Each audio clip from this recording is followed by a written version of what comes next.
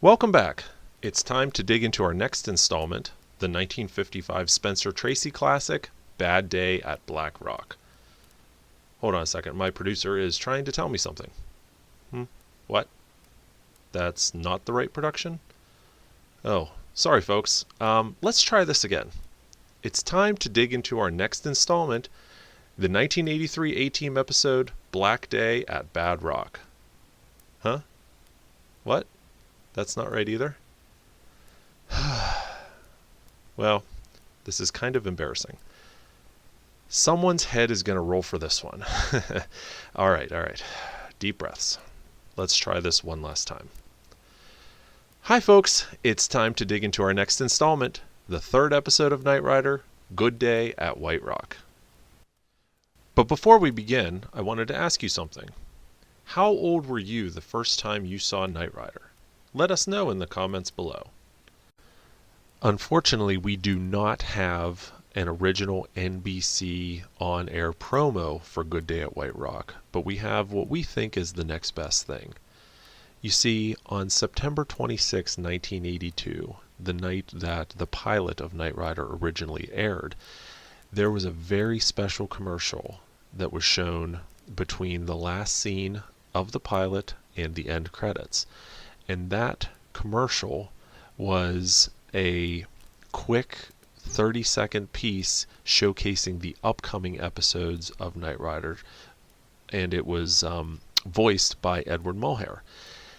In that promo, we do see some shots from Deadly Maneuvers, and we also see a couple shots from Good Day at White Rock. So, in lieu of a full NBC promo specifically for Good Day at White Rock, we're going to present you with this other promo that aired exactly one time on NBC the night of September 26, 1982.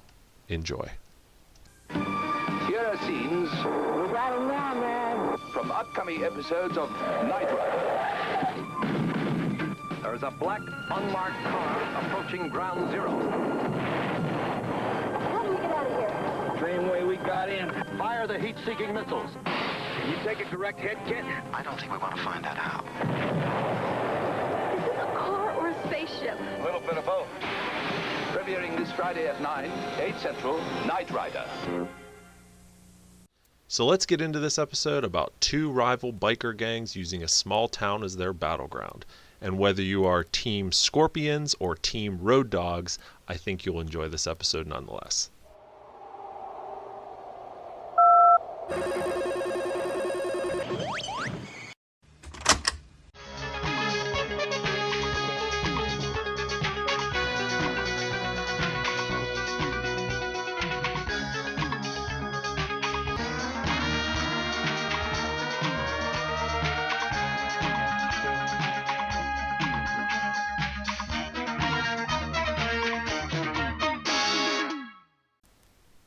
Good Day at White Rock. This episode was written by Deborah Davis and directed by Daniel Haller. Incidentally, Daniel Haller also directed the pilot. This was the third episode to be filmed and also the third episode to air. The original air date was October 8th, 1982, Friday at 9 o'clock. So let's get into it. So here we see the opening scene are a bunch of drug dealers weighing what appears to be cocaine. And this is one of the few instances in the entire series where we see an on-screen depiction of drugs.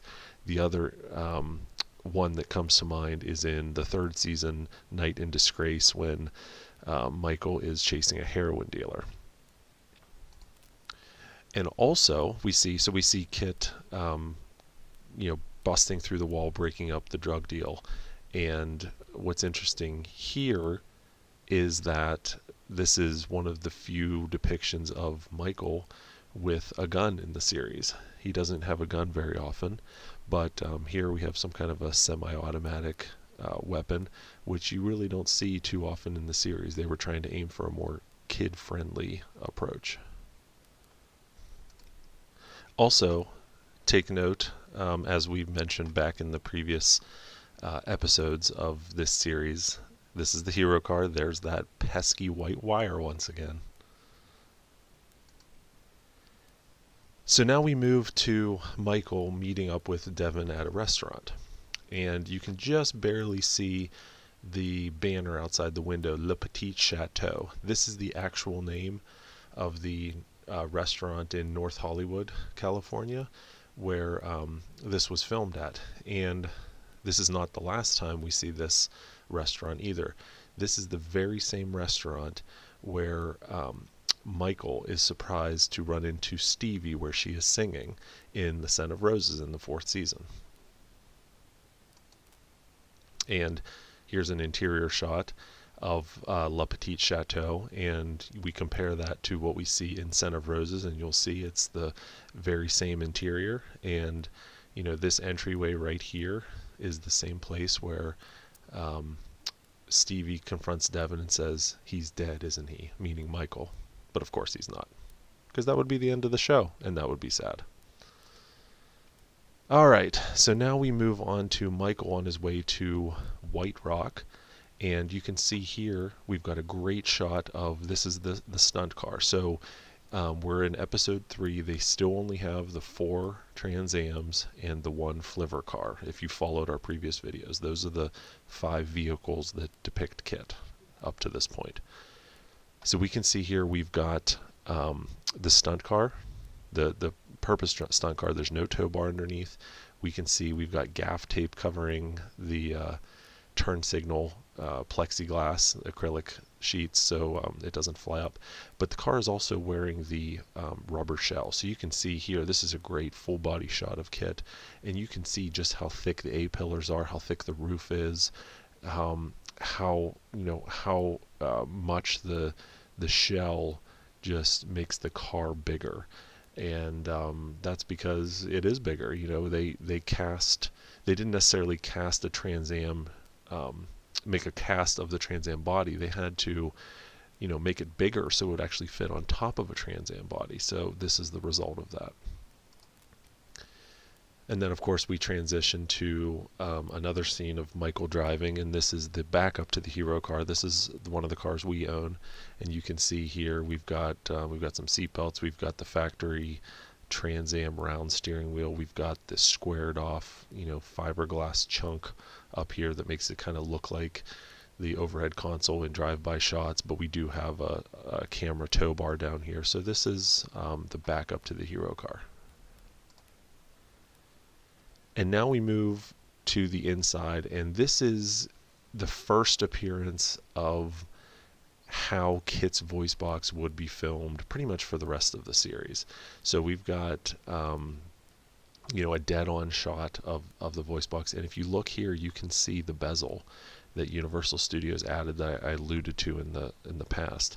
So the voice box that Michael Chaffee supplied to in the car to Universal was flush. You know, it didn't stick out. But when Universal redesigned it, they actually made a standalone bezel piece and then inserted it into the dash, and the result of that is kind of a raised bezel that you see here.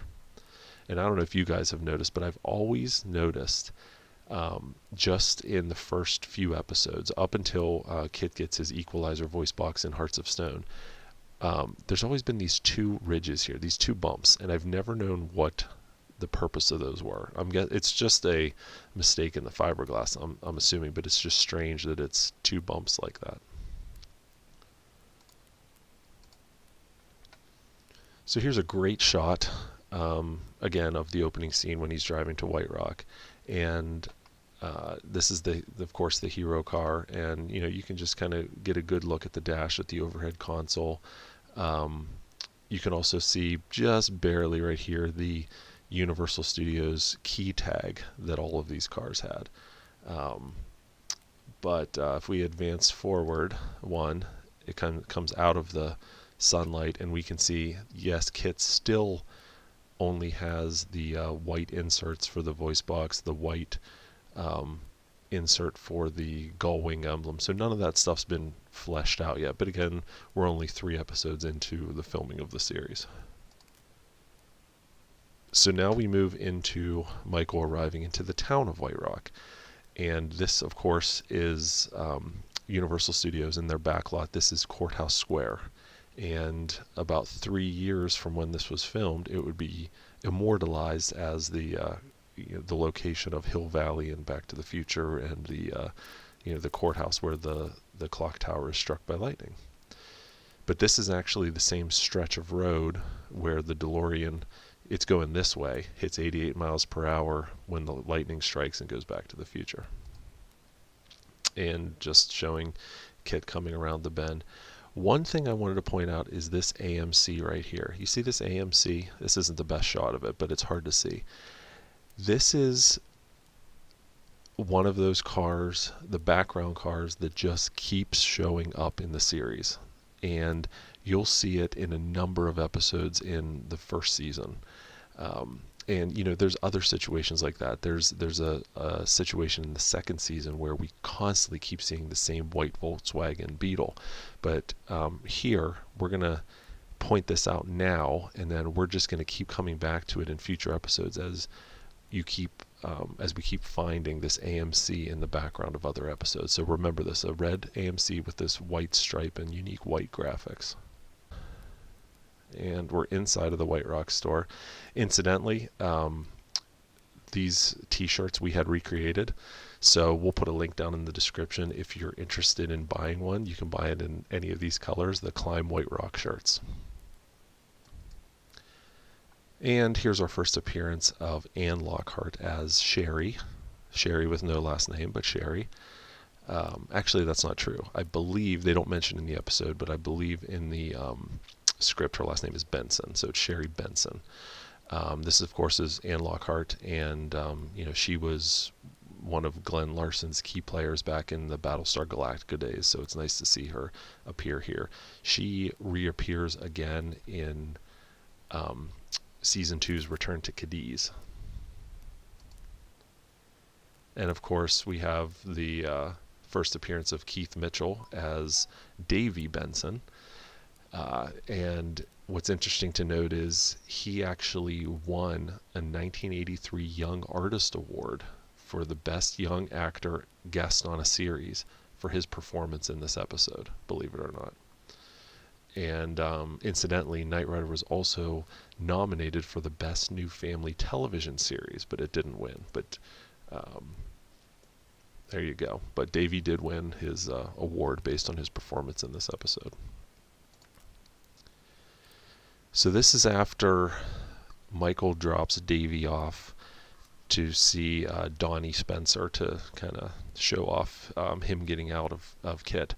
But this is a neat shot because after KITT pulls away and he looks back and he sees Davey and Donnie fighting, if you look off to the left, you can actually see the lighting crew here. It's a kind of a framing or editing mistake, but you can see the giant light here and some of the cast members filming this fight. So that's pretty neat. And then, of course, once Michael notices what's going on, he does a U-turn and the sheriff here sees him. But what's interesting to note on this car is if you look, whenever he's turning around, you can see the pipes under here. See this pipe? It's an elbow and a straight pipe and an elbow up. This is actually the device that they used for the smoke release in the pilot. So this is the car used for the smoke. They had a system where they would blow smoke through these pipes, and there were little valves which you can just barely see right here, and those valves would let the smoke out and it would blow behind the car and make it look like smoke release. So that's how they did it right there. And here we are with Alex Daniels as Lonnie Spencer, Big Lonnie Spencer. And what's interesting to note here is Alex Daniels became David Hasselhoff's stunt double for many, many years on Baywatch, and became extremely good friends with him and toured with him and all that stuff. And anytime Hasselhoff needed a stunt double, he always arranged for Alex to get the job. So they first met here on this episode of Knight Rider and formed a lifelong friendship because of it, despite the fact that on screen they were kind of enemies. And of course, here we have James Callahan as Sheriff Bruckner. This is his first appearance. James, as you know, is probably most famous for his role on Charles in Charge in the later 80s, but this is his first appearance here. We also see him again in Circus Nights in the 3rd season finale. And then, of course, we're greeted with the Scorpions, the road gang, coming into White Rock, getting ready for their battle against the Road Dogs. And this guy on the right is Michael Champion. And you may recognize him. He's another one that appears later in the series. He's in Speed Demons as Wade Fontaine, but this is his first appearance in the series. And then we move to Don Stroud. This is Don Stroud. What's interesting here is Don, the previous year from when this was filmed, so this was filmed in 82, in 1981, he actually played a character nearly identical to Hilly in an episode of The Fall Guy called Colt's Angels.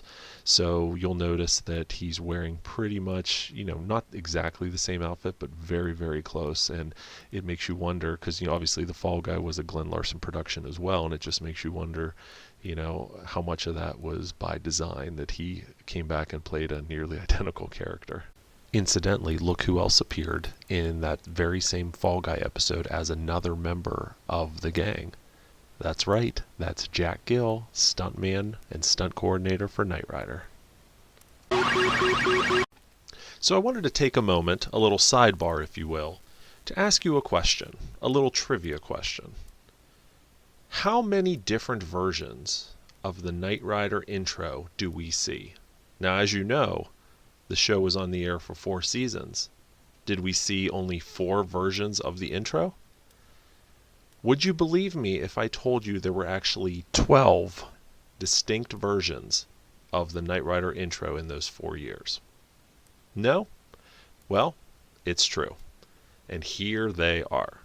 Starting with version number 1, the pilot, the very first time we see the intro. In this version, Richard Basehart does not do the narration as Wilton Knight, and we don't see Patricia McPherson near the end introduced as Bonnie Barstow because she is not part of the pilot. She doesn't appear until the next episode.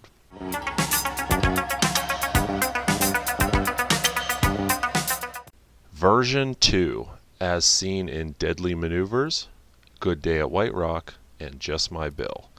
In this version, Patricia McPherson has been added to the cast. However, her on-screen credit does not include the words "also starring."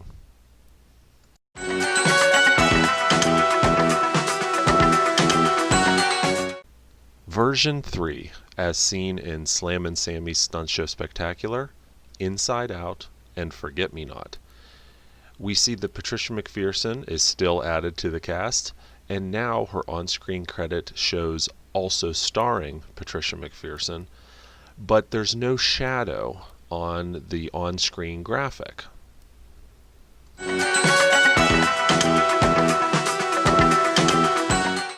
Version 4, as seen in Not a Drop to Drink, No Big Thing, Trust Doesn't Rust, The Final Verdict, and A Plush Ride. This one also revolves around Patricia's name. Now we see also starring Patricia McPherson as we did in the last version. However, the on-screen graphic includes a shadow around the name.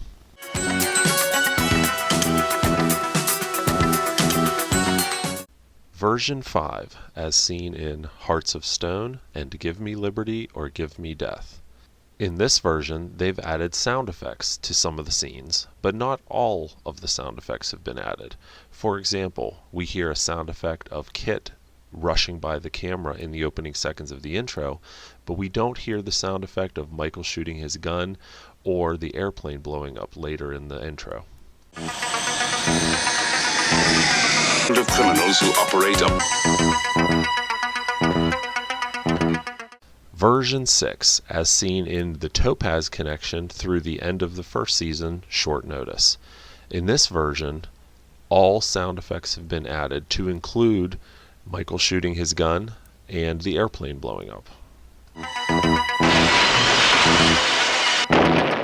Version 7, the Season 2 intro, the only season to have a consistent intro the entire way through.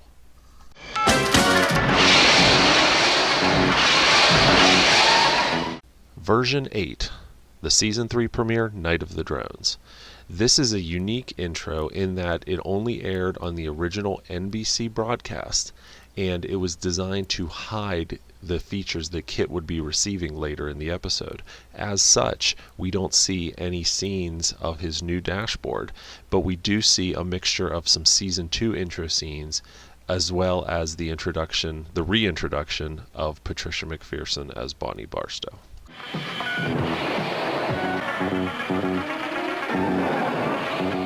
Version 9, as seen starting in the Ice Bandits all the way through Night by a Nose. In this version, we have some sound effects, but they're limited.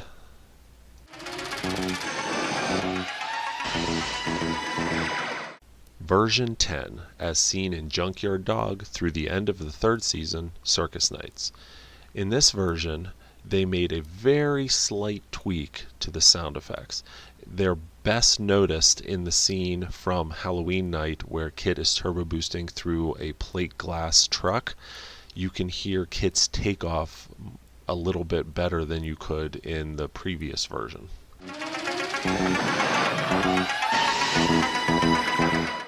Version 11, Night of the Juggernaut, the Season 4 premiere. Much like the Season 3 intro for Night of the Drones, this is also a 1-episode intro version that specifically hides the super pursuit mode and convertible functions of KITT, so the viewer can be surprised at them when they're revealed later in the episode. So this intro is a mix of the regular Season 3 and Season 4 intro, but we do include Peter Paris, but we do not include SPM or convertible.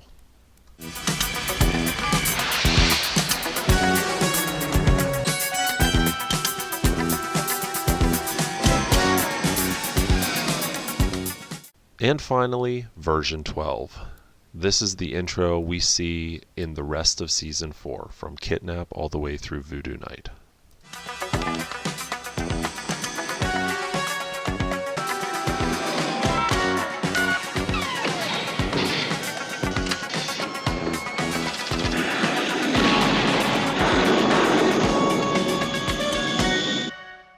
So there you go. There are your 12 versions of the intros for 4 seasons of Knight Rider. You learned something today. Good job. So here we have Michael arriving at White Rock Mountain, and he tells KITT, "You're on vacation too, KITT. Get some sun." And this is the point where KITT opens his T-top to get some sun. Little comedic relief moment, I guess. But if you look over here on the far right, you can see there's some person right there. And he goes away. You can see right here, just barely, you can see some invisible fishing line running. You can especially see it in the trees right here. So there's that guy off frame, and he's pulling on the fishing line right here, and it's pulling the T-top up. And that's how they achieved that effect. And here we are again with the Scorpions arriving into town. This is kind of a better look at Courthouse Square. And if you look over to the right, even though it's blocked by trees, this corner, this is actually the courthouse from Back to the Future. And I should mention that we also see that courthouse fairly prominently at the beginning of A Nice and Decent Little Town, for where Devin is awarding the town of Alpine Crest with the lowest per capita crime rate award. He does that right in front of the Courthouse Square, but that's it right there. This is Universal Studios backlot. So here we have Hilly trying to get into KITT to take him for a ride, obviously steal him, but nothing too exciting in this scene, except I always like this, that you can clearly see a piece of gaff tape holding down the door of the center console of the factory Trans Am, which is funny because, you know, these latches on the factory Trans Ams are pretty chintzy, so a lot of times they will just fly open. So obviously this was a brand new car, yet they still had that problem, so they just taped the door down. And then the beginning of the fight between Hilly and Michael, and I always love this because clearly that's not Don Stroud. Clearly this isn't David Hasselhoff. But, you know, you weren't meant to pause it on Blu-ray 35 years after it was filmed. But, you know, we move forward here, and there you go. There's the stunt double for Hasselhoff, who kind of looks like Colt Seavers from The Fall Guy, doesn't he? So this is an interesting scene. This is where, as the bikers are, hitting KITT with crowbars and doing all these unsuccessful things to try and damage the car or get into them, KITT is just rambling off the secret formula to his alloy, which is not called the molecular bonded shell yet. But it's funny because in these early episodes, there's a couple times when KITT will just tell any stranger the chemical formula for KITT, for his shell, and with no regard as, are they going to, take that formula and copy it and put it on, things like Goliath or the Juggernaut. But yeah, KITT apparently was quite proud and quite happy to just tell his formula to anyone that would listen.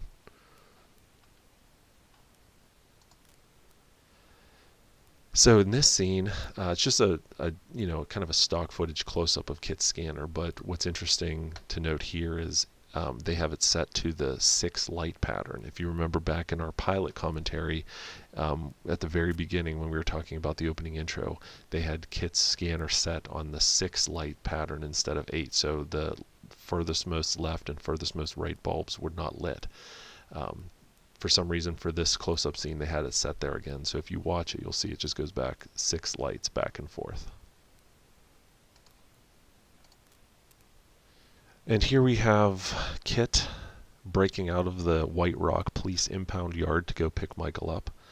And you'll see here in a minute, but this is the roll-caged, acrylic windowed jump car that they actually use. Even though they weren't jumping a car, that's the car they used here. And if you look just ever so carefully, you can see that the roof looks really strange. And that's because they removed the T-tops and just put a giant piece of metal on there. And it always kind of looked strange up close. But as we move forward here into the next scene, we can see the roll cage right here on this car. And then, of course, we switch back to the stunt car with the blind drive seat in place and no overhead console right now. 2 sun visors, no tow bar. Pretty much a basic standard Trans Am on the inside with KITT package on the outside. And then moving here, we move to yet another car. This is the backup to the hero car. So, like I said, it changes from scene to scene. And then I'd be remiss if I didn't mention once again stock footage of the John Ward nose right here. As Michael is driving to infiltrate the Scorpions gang, you can see the John Ward car right here. And here we have Michael and Sherry. This is as they're going to rescue Davey from the Scorpions. But what I wanted to point out is just this camera mount in the corner, which in these early episodes is quite common to see. And what's funny is this scene is, Sherry saying that she wanted to stay in the car, and she said made a mention of Smokey and the Bandit. Sally Fields trusted Burt Reynolds, and it's just funny that they would mention Smokey and the Bandit, which again was another Trans Am heavy production by Universal Studios. So it kind of ties that together neatly. And here we have another great example of a stunt guy, not Michael, driving the car here. Got your factory rear view mirror, round steering wheel, Trans Am dash. This is the regular stunt car. And once again, another view of it. Here you get a great look. They pretty much just have the factory interior, standard Trans Am dash, the steering wheel with its tilt all the way up, just driving around the corner here. There you go. You can see all the factory Trans Am gauges in here. They didn't care. No one was going to be looking at this 35 years later, right? And I always loved this scene when Michael was rescuing Davey, because it's clear all he did was he ran up to Davey and touched him, and the ropes magically fell down and he got out. There was nothing holding Davey, and he could have just escaped overnight just by moving. but he had to wait for Michael, of course. And here's Davey right after he escaped the Scorpions road gang with Michael and Sherry. What's interesting about this scene, at least I always found it interesting, is what Davey says. He looks at the dashboard and says, "Hey, it didn't look like this before," almost implying that KITT's dash changed from whenever he was just, in casual vacation mode to now it's kind of like a mission. So that's never really explained, but it just always struck me as odd. Maybe he's referring to additional dash lights, warning lights that are supposed to be on. I don't know, but I always found that kind of interesting. So this is a scene where the bikers, they're out at Indian Dunes. What was Indian Dunes. It's unfortunately no longer like this. But this is whenever one of the bikers is about to run into the side of KITT. And this is, the guy on the motorcycle is Andy Gill. Now, Andy is Jack Gill's brother. Jack is a stuntman on the show. He would become the stunt coordinator.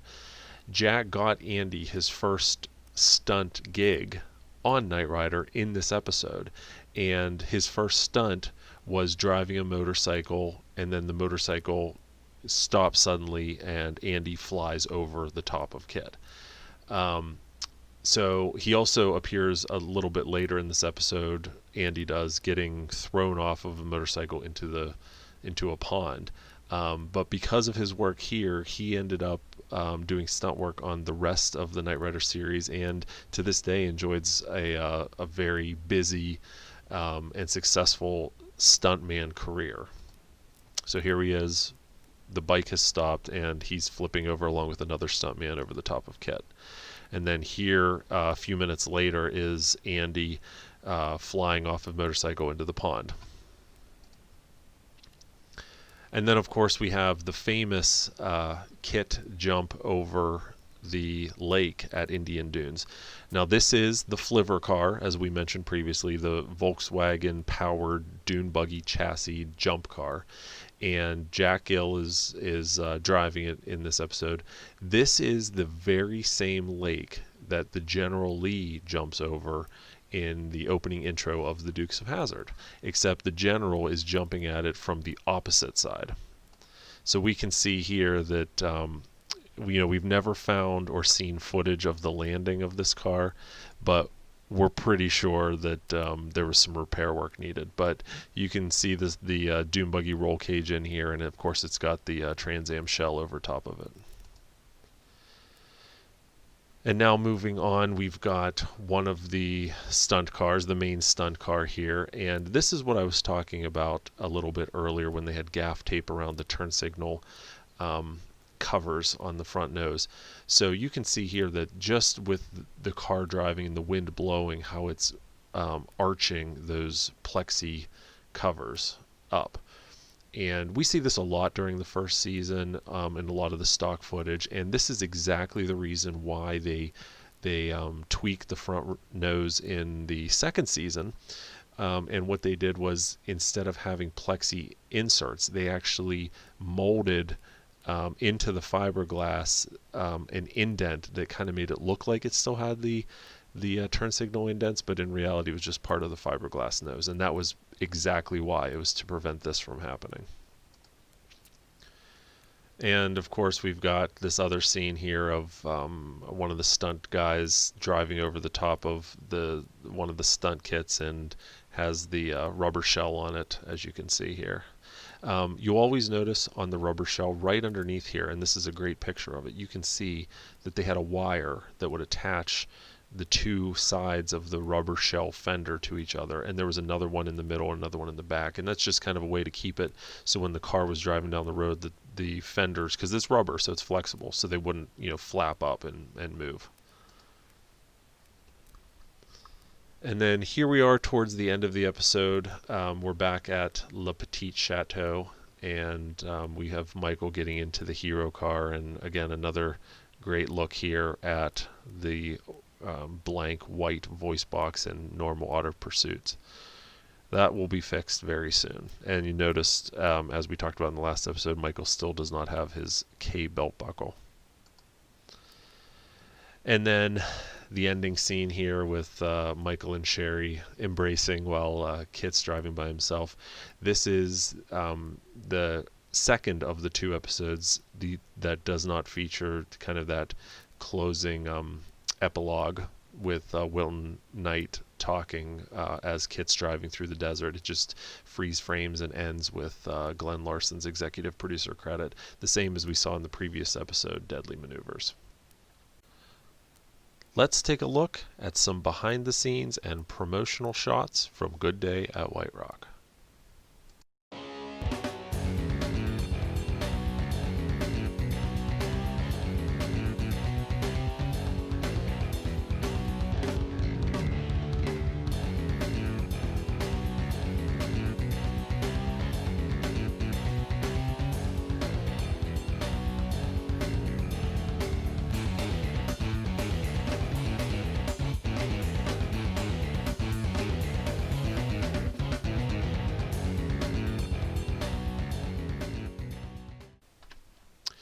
And with that, that closes up Good Day at White Rock. So I hope you guys enjoyed this, and if you did, let us know in the comments below. And please do us a favor and share this video and give us a big thumbs up on it. And if you haven't already, please subscribe to our channel. We definitely appreciate it. And that should do it for now. We'll talk to you guys next time. Thanks. And now, while we listen to Joe's selection of Knight Rider music that we received directly from Don Peake himself, we'd like to thank these Patreon supporters. Look at you guys scrolling up the screen to my right. Wait a minute, how can you tell which side is my right since you can't see me because I'm not on camera? Oh well, you know what I mean. We're featuring these fine supporters at our Knight Rider prop restorer level. Thank you very much for your support. And for those of you at the Knight Rider History Hunter level, we're recognizing you right now in the description. Now, if you enjoyed seeing this golden nugget of Knight Rider history being rescued from obscurity, then please consider supporting us on Patreon. Your support would empower us to bring you even more of these historical nuggets. We are the Knight Rider Historians. Till next time, take care, everybody. Bye-bye.